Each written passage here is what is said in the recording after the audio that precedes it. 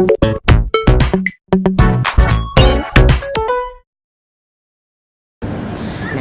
disitulah saya memulainya sampai akhirnya mungkin itu adalah sebuah cara Tuhan ya. 2006 saya konser, 2008 putra saya dipanggil. Wah, seperti sudah direncanakan gitu ya? Sepertinya iya ya, padahal kita juga yang semua orang bingung, Irma kenapa sampai kamu lepasin itu gitu. Iya, betul. Dan saat itu saya benar-benar tidak, bahwa saya harus pulang. Saya harus ada di rumah di antara kedua jagoan saya.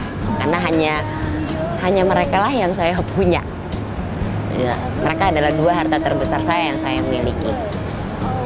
Ya, itu 2008 dalam sekejap dunia saya berubah. Putra saya yang bungsu saat itu dipanggil Tuhan karena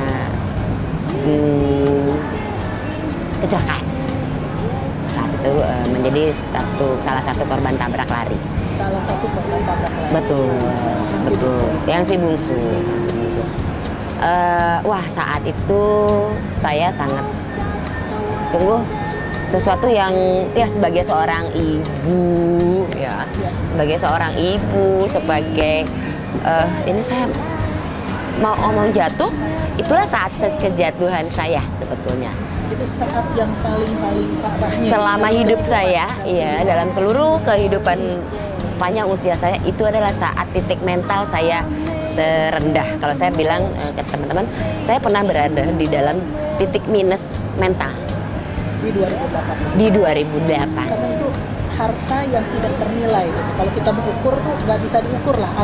Enggak bisa diukur, sangat nggak bisa diukur, dan nggak siap saya. Nggak siap. Karena kita habis bercanda, habis ngobrol, habis makan bareng satu piring, terus atau keluar sebentar, baliknya cuma saya dengar berita gitu.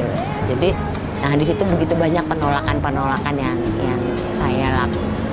Yang ada di diri saya ya saat itu ya, sampai walaupun saya sebelumnya dari 2006, 2008 atau memang semua orang bilang, Irma kenapa kamu jadi seperti ini, mana Irma Sustika yang kita tahu, mana Irma Sustika yang cukup fight selama ini gitu.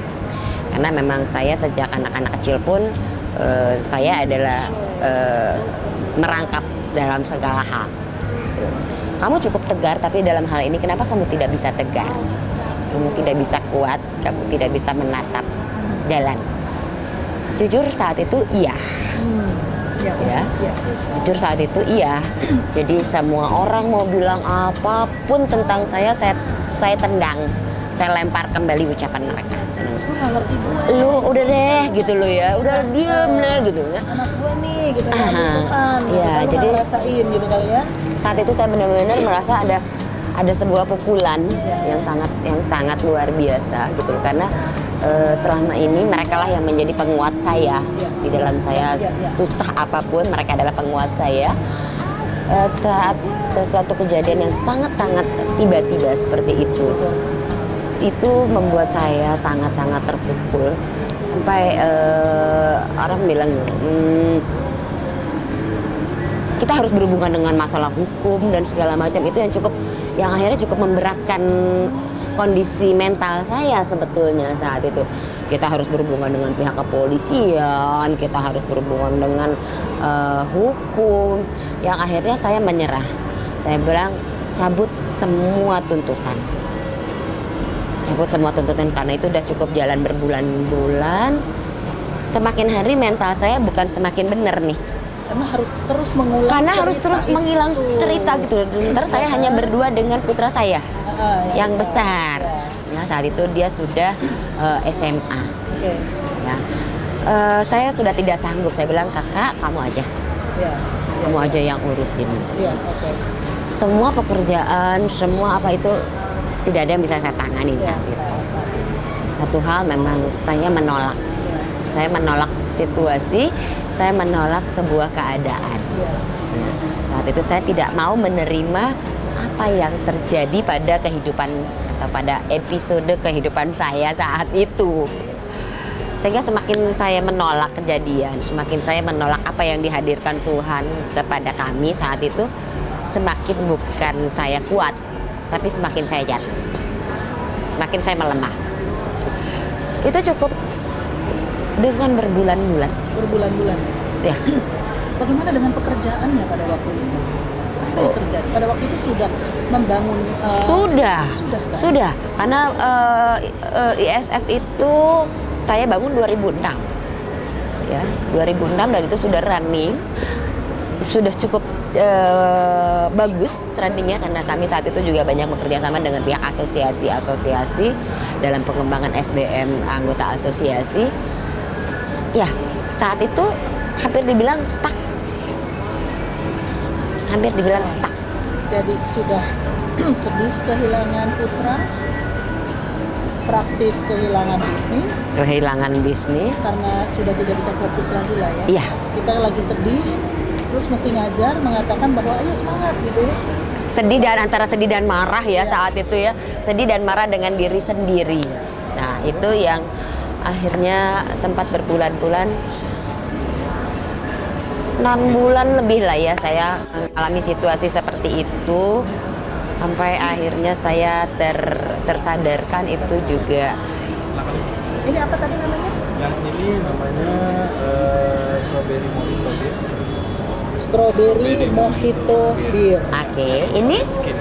Orange. Dia basicnya pakai skin. dia basicnya pakai vodka. Pakai Oke. vodka. Ya, dengan leci sirup, ya, strawberry sirup dan strawberry Oh. Wow. sirup, pakai mojito, Pakai mojito. mojito sirup dan strawberry fruit. Oke, jadi ini saya aduk dulu ya. Ini dengan bir nih. Oke, jadi minumnya harus begini ya. Kalau ini nggak boleh pakai sedotan karena bir. Oke, terima kasih. Oke, terima kasih. Oke, karena bir jadi nggak boleh pakai sedotan. Nggak bisa pakai sedotan, mesti begini. Interesting, oke. Ya, waktu itu sempat terhenti beberapa bulan. Jadi Cukup. bisnis sempat terhenti beberapa bulan. Iya. Oke. Karena ya itu tadi bukan cuma sedih sebetulnya, ada sebuah kemarahan di dalam diri sendiri ya. Ya. Ada sebuah penolakan saat itu gitu loh. Sampai akhirnya saya bisa dalam satu titik akhirnya si kakak yang menginginkan kepada saya, Mama, berapa lama Mama mau seperti ini? Wow. Si sulung bertanya, Iya. Mama, Berapa sampai lama? berapa lama lagi Mama mau seperti ini? Oke. Yang kehilangan bukan Mama aja. Oh, yang kehilangan bukan Mama aja. Aku juga gitu ya. Aku juga, Mom. Iya. Kalau Mama seperti ini, aku sama siapa? Wow. Aku hanya punya Mama. Saat itu. Di situ saya seperti tergampar oleh anak sendiri ya. Ya, betul. Bilang, Tuhan, maafkan saya. Ya. Saya yang beberapa bulan sempat marah kepada Tuhan mungkin. Ya. Terus saya sempat marah. Kenapa? Begitu banyak ujian yang harus saya lalui. Ya. Dari sebelumnya. Mungkin itu adalah yang terberat pada saat saya harus kehilangan putra saya. Sebelumnya masalah rumah tangga dan segala macam, itu yang saya sempat marah. Akhirnya putra saya bilang, Mama sampai kapan? Mama harus seperti ini. Kita hanya berdua, Mam. Ayo kita bangun. Itu Itulah titik sangat, baliknya. iya itu adalah titik balik saya itu di 2009. Setelah kejadian. Jadi kejadian itu 2008. 2008 Agustus 2008 ya. Dan Saya baru bisa sadar. tersadar, saya baru bisa ayo Irma, ayo kakak, saya bilang sama 2009 bulan April. Ya, cukup panjang. Betul. Cukup panjang Tapi saya at merasa least pada saat itu Bu Irma tersadar, itu dia satu hal ya. Betul. Dan langsung balik lagi jadinya. Jadi kayak apa, seperti bola udah jatuh, baik nih sekarang. Iya, jadi Oke. seperti ibarat bola yang dibanting sangat keras, ya, semakin bukan kan kalau bola kan dibanting semakin keras dia akan semakin melenting. Melenting. Ya, jadi itu adalah starting point saya untuk kembali lagi menjadi seorang Irma yang mungkin teman-teman kenal,